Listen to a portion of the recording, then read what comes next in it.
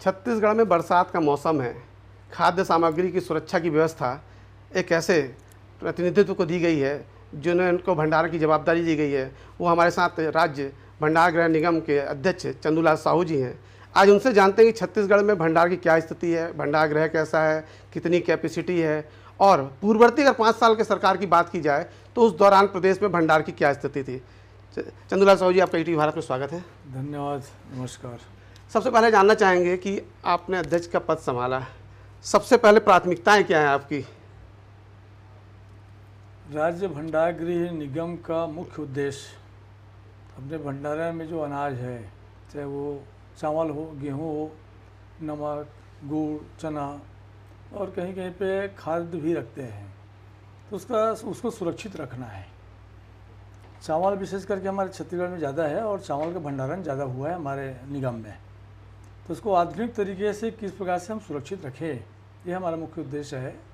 और प्राय हमारा जो 139 ब्रांच है, सभी जगह हमारे मैनेजर भी हैं और पर्याप्त स्टाफ भी है, वो उसको सुरक्षित रखते हैं। बीच बीच में हम लोग मॉनिटरिंग करते हैं, जानकारी मिलने के हिसाब से वो जो उनकी मांग है उसके हिसाब से हम पूरा करते हैं। मतलब जिस तरह से धान खरीदी बढ़ रही है, उसके साथ भंडारण की व्यवस्था भी ज़्यादा करनी पड़ रही है, और कई ऐसे भंडार गृह हैं जो बहुत पहले के बने हुए हैं, आज उनकी स्थिति ठीक नहीं है, और खासकर बरसात में ऐसे में अनाज रखने में काफ़ी दिक्कत आती। तो ऐसे भी कुछ आपने पॉइंटेड किए होंगे, निरीक्षण किए होंगे, उनको लेकर भी निर्देश दिए होंगे। ये हमारा भंडारण की जो क्षमता है वो 25 लाख मीट्रिक टन है, और ये बात सही है कि हाँ, चावल ज़्यादा उत्पादन हो रहा है। नागरिक आपूर्ति निगम और एफसीआई वाले वहाँ पे चावल भंडारण करते हैं, उसके हिसाब से भी मांग आया है। 5 लाख मीट्रिक टन क्षमता का नागरिक आपूर्ति निगम की तरफ से आया है और 5 लाख मीट्रिक टन क्षमता का एफसीआई की तरफ से आया है। वो अभी प्रक्रियाधीन है, मांग आया है, उसके हिसाब से हम कलेक्टर को लेटर लिख भी दिए हैं, वो ज़मीन अधिग्रहण करेंगे, देंगे, उसके हिसाब से निर्माण करेंगे। कई बार भंडार गृह में सुरक्षा को लेकर भी, जैसे चूहे वगैरह, सही कई चीज़ें ऐसी होती है जिसके सुरक्षा की भी ज़रूरत होती है, और आधुनिक, जैसे आपने कहा कि हम आधुनिक तरीके से सुरक्षित रख रहे हैं, तो कौन से आधुनिक उपाय हैं जिससे भंडार गृह को सुरक्षित किया जा रहा है?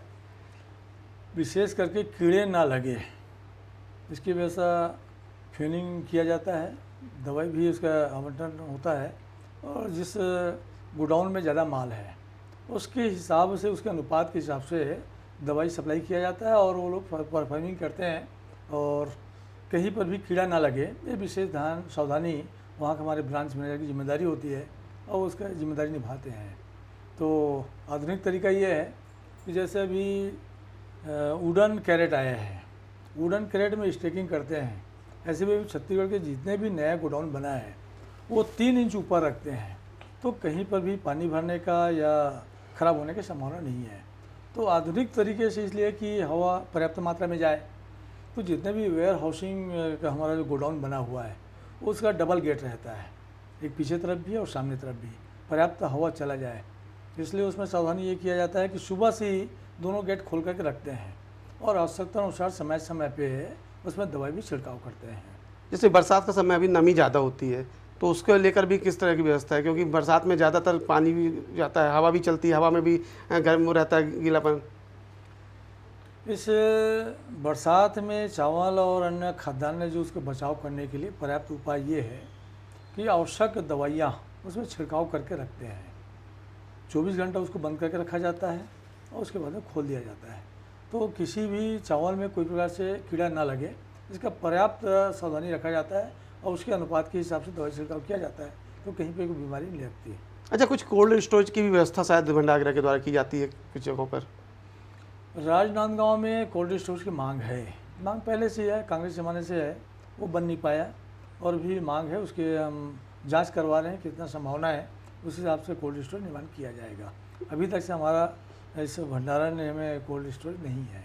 नहीं, तो अब तो लगता है, जैसे आप आधुनिक की बात कर रहे हो, कोल्ड स्टोरेज ही नहीं, जबकि आज के आधुनिक समय में शायद हर जिले में कोल्ड स्टोरेज होना चाहिए भंडारण के हिसाब से। कई चीज़ें ऐसी होती है जो उसमें रखना पड़ती है। भंडार गृह निगम का उद्देश्य जो मांग, चाहे वो नागरिक आपूर्ति निगम का हो, चाहे एफसीआई का हो, चाहे आम पब्लिक का हो, उसके हिसाब से पूरा करते हैं।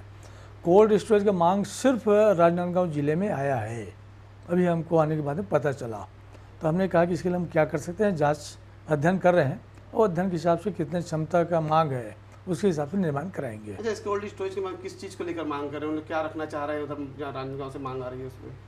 कोल्ड स्टोरेज में बहुत से लोग टमाटर भी रखते हैं, गुड़ भी रखते हैं, उधर अन्य सामान जैसे तुरंत ख़राब ना हो जाए वो रखते हैं, तो उसके मांग के हिसाब से अपन रखेंगे। मतलब सब्जी फिर भाजी मैंने से कहा संबंधित कि जो भी। अभी अध्ययन चल रहा है किस किस का मांग है और कितने क्षमता का मांग है। नहीं, अब एक जगह आप देंगे तो दूसरी जगह से स्वाभाविक मांग आएगी। हाँ, मांग आएगी उसके हिसाब से हम आपूर्ति करेंगे। अच्छा, बात की जाए अगर पिछले 5 साल की बात की जाए, भंडारण को लेकर क्या काम किए गए जो आपने अभी तक, आपको भी काफ़ी दिन हो गया इधर बने हुए, तो आपको आकलन होगा कि उस समय क्या काम होना था जो नहीं हो पाया और उसको आप करने की चाह रहे हैं? मैंने बताया ना, 5 लाख मीट्रिक टन क्षमता का नागरिक आपूर्ति निगम ने मांग किया है और 5 लाख मीट्रिक टन क्षमता का एफसीआई ने किया है। उस मांग को पूरा करने के लिए हम ज़मीन आवंटन करने की प्रक्रिया जारी है। जैसे वो पूरी हो जाएगी हमारा उसमें टेंडर भी लगेगा और निर्माण हो जाएगा। तभी टाइम लग जाएगा इस प्रक्रिया में, कहीं ज़मीन अभी मिली नहीं है, मांग लगातार आ रही है और अगले साल फिर अभी आप धान खरीदने की तैयारी कर रहे हैं। 3 माह का एक मुश्त अभी पीडीएस में चावल सप्लाई किया गया है। हमारा वो गोडाउन सप्लाई करना भी राशन दुकान वालों के लिए भारी पड़ गया था, आपने तो भंडारण से निकाल दिया। राशन दुकान वाले परेशान थे 3 महीने का, वो कैसे रखें हम अपने नहीं, यहाँ? कहीं कहीं पे ये व्यवस्था दिए हैं कि वहाँ के सेल्समैन आकर के नागरिक आपूर्ति निगम से बात की है कि हमें 1 माह का दें, उसके अब जैसे खाली को तुरंत ले लेंगे। ऐसा पार्टे में भी है तो वो सुविधा हमने दिया है। ऐसा नहीं है कि 3 माह के एक साथ में हो गया तो सब एक साथ ट्रक करके भारी करके खाली कर दें, ऐसा नहीं है। ट्रांसपोर्टर, वहाँ का सेल्समैन, पीडीएस वाले, नागरिक आपूर्ति निगम और हमारे भंडार गृह निगम, सभी चारों मिल करके एक व्यवस्था बनाए हैं कि जैसे सेल होता है, ग्राहक ले जाते हैं, उसके हिसाब से माल दिया जाता है। हमने वो व्यवस्था भी विशेष करके बिलासपुर ज़िले में हमने किया है। मैं सैदा और बिल्हा भी गया था, वहाँ ये व्यवस्था, वहाँ के लोग आ गए थे, ट्रांसपोर्टर भी आ गए थे, वहाँ व्यवस्था के हिसाब से कलेक्टर को भी कन्विंस कराया। तो उस हिसाब से थोड़ा सा धीरे धीरे करके सप्लाई किया गया ताकि सेल्समैन को भी अतिरिक्त भार ना पड़े, उसके गोडाउन में भी रखने की जगह मिले, ये व्यवस्था हमने दिया था। अच्छा, बस्तर में भंडारों को लेकर क्या स्थिति है? बस्तर थोड़ा सा दिक्कतें हैं, वहाँ से कम क्षमता वाले भी और कम चावल का भंडारण भी होता है, अन्य तो है नहीं। महुआ, इमली का कहीं कहीं पे व्यवस्था किया गया था, बाकी वहाँ का गोडाउन लगभग कम व्यवस्था में चल रहा है। क्योंकि स्थानीय उपज ज़्यादा है, वो ना रखने, अच्छी व्यवस्था न होने के कारण ज़्यादा खराब होते हैं और ये ऐसी चीज़ है जिसको व्यवस्थित रखना काफ़ी ज़रूरी है, तो उसको लेकर भी कुछ प्लान बनाए होंगे आप लोगों ने? प्लानिंग ये है कि हमारा बोर्ड का बैठक 30 तारीख को होगा। 1 साल से बैठक नहीं हुआ है, 6 माह में होना चाहिए। उसकी सरकार तब से तब नहीं, से हमारी सरकार आई है, वो कुछ कारणवश नहीं हो पाया, 2-3 बार बैठक टल गई। जी। 11 अप्रैल को मैं पदभार ग्रहण किया, उसके बाद बोर्ड की बैठक की जानकारी लिया। बैठक 3 बार एमडी बदलने के बाद में चेंज हुआ, फिर एमडी आए, उस समय मुख्यमंत्री जी का कार्यक्रम हो गया, खाद्य आयोग के शपथ ग्रहण में, उसमें एक डेट चेंज हो गया, तो लगातार डेट चेंज होते रहा। 30 तारीख की बैठक होने के बाद में क्लियर हो पाएगा कि क्या चीज़ की आवश्यकता है, किस प्रकार सप्लाई किया जाए। और ऐसे भी जो एफसीआई का मांग था वुडन पैलेट का, वो हमने टेंडर कर दिया है। इसके साथ साथ बहुत से ब्रांच का एक टाली का मांग आया है, टाली का भी हम बोर्ड की बैठक में, ट्रॉली सामान यहाँ से वहाँ ले जाने का, कहीं कहीं वेयर हाउस अलग अलग जगह बना है, गोडाउन दूर दूर में भी बना हुआ है, सब एक मुफ्त जगह पे नहीं बना है, तो ऐसे जगह पर ट्राली की आवश्यकता है, उसको हम अभी पूरा करेंगे।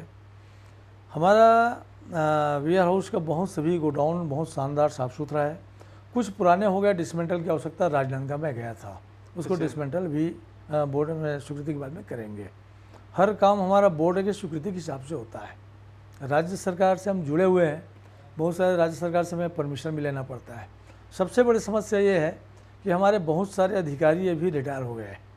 अच्छा। मेरे आने के बाद में 4 अधिकारी रिटायर हुए। जो अनुभवी लोग थे वो चले गए। हाँ, वो चले गए हैं, तो वो दिक्कतें हैं, तो कहीं आउटसोर्सिंग की तरफ से उसकी भर्ती किया जाएगा।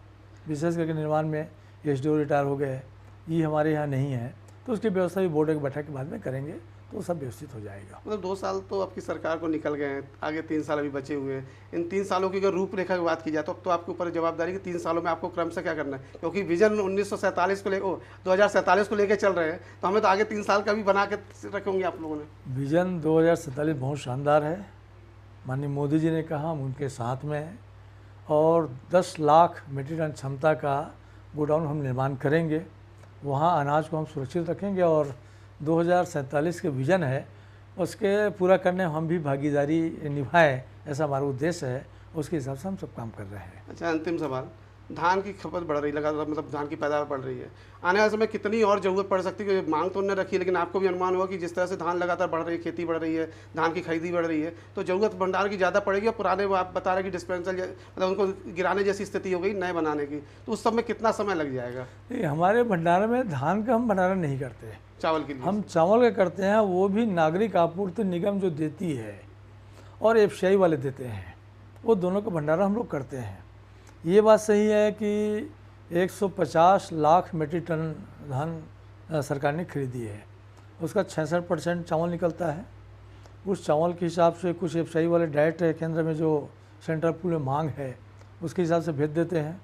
डान वाले पीडीएस में जो सप्लाई करते हैं 70 लाख परिवारों का जो राशन कार्ड बना हुआ है उसके हिसाब से करते हैं, उसके हिसाब से भंडारण भी करते हैं। तो हमारे पास पर्याप्त व्यवस्था है। 10 लाख मीट्रिक टन क्षमता का गोडाउन बनने के बाद कहीं कोई कमी नहीं रहेगी। धान कितना भी खरीदे हमें कोई दिक्कतें नहीं है, पर्याप्त मात्रा में हमारे पास गोडाउन बन करके तैयार हो जाएगा। ऐसी कोई चीज़ जो आप बताना चाहो दर्शकों को? यहाँ थोड़ा सा कर्मचारी प्लेसमेंट के तरफ से नियुक्ति हो रही है और इसके साथ साथ डेली वेजेस में भी है। मेरे हिसाब से यहाँ नियुक्ति डायरेक्ट होनी चाहिए, भर्ती होनी चाहिए, ताकि जिम्मेदार अधिकारी यहाँ रहे और जिम्मेदारी के साथ में काम करें। अभी हम कम कर्मचारी और कम अधिकारी में काम चला रहे हैं। इसके बावजूद भी हमारा जो गोडाउन है बहुत शानदार सुरक्षित हम चावल रख पा रहे हैं और अच्छा काम करें। इसके लिए ज़रूरी है कि अधिकारी कर्मचारी की और नियुक्ति हो और उसके हिसाब से हम काम करेंगे। ईटीवी भारत से बात करने के लिए आपका बहुत बहुत धन्यवाद। धन्यवाद प्रवीण जी। तो ये थे चंदूलाल साहू जी, इन्होंने बताया कि अधिकारी कर्मचारियों की कमी से कह सकते हैं अभी जूझ रहे हैं। कुछ अधिकारी रिटायर हो गए हैं, कुछ नियुक्तियाँ होनी है। इन्होंने विजन तो लिया है 2047 का, लेकिन अभी आने वाले जो 3 साल बचे हुए हैं सरकार के, उसमें भी और बेहतर कर सके, इसको लेकर भी इनका निर्णय है। और उसके लिए अभी आने वाले 30 तारीख को बैठक होगी। बैठक के बाद स्थिति स्पष्ट होगी कि प्रदेश में भंडारण की क्या स्थिति है, किन चीज़ों की आवश्यकता है और क्या किया जा सकता है। इन सारे विषयों पर निर्णय लिया जाएगा। कैमरा मैन साहू के साथ प्रवीण कुमार सिंह, ईटीवी भारत, रायपुर।